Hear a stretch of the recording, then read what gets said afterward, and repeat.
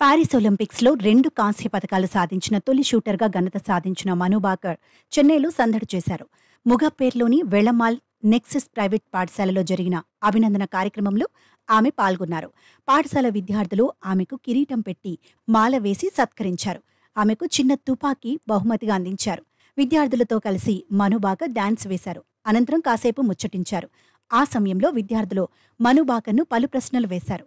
మొదట మహాబలిపురం గురించి అడగగా దానికి మను బాకర్ తెలియదని చెప్పారు. మీనాక్షి టెంపుల్ గురించి అడిగినా దానికి ఆమె తెలియదని సమాధానమిచ్చారు.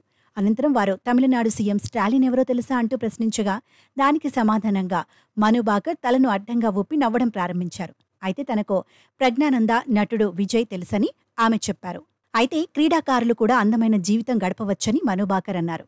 3 ఏళ్ల క్రితం టోక్యో ఒలింపిక్స్లో జరిగిన పరాభవం, పారిస్లో 2 పతకాలు సాధించిన తీరు గురించి విద్యార్థులకు వివరించారు. స్పోర్ట్స్ అంటే ఒకసారి ఓటమి, ఒకసారి విజయం ఉంటుందని, కష్టపడితేనే విజయం సాధ్యమవుతుందని మను అన్నారు. లక్ష్యం ఏర్పాటు చేసుకుని దానికోసం శ్రమించాలని, మొదటి ప్రయత్నంలోనే అవి సాకారం కాకపోతే నిరాశ చెందకుండా నిత్యం కష్టపడాలని సూచించారు. అయితే మను బాకర్ విద్యార్థులతో కలిసి స్టెప్పులేసిన వీడియో ప్రస్తుతం సామాజిక మాధ్యమాల్లో వైరల్గా మారింది.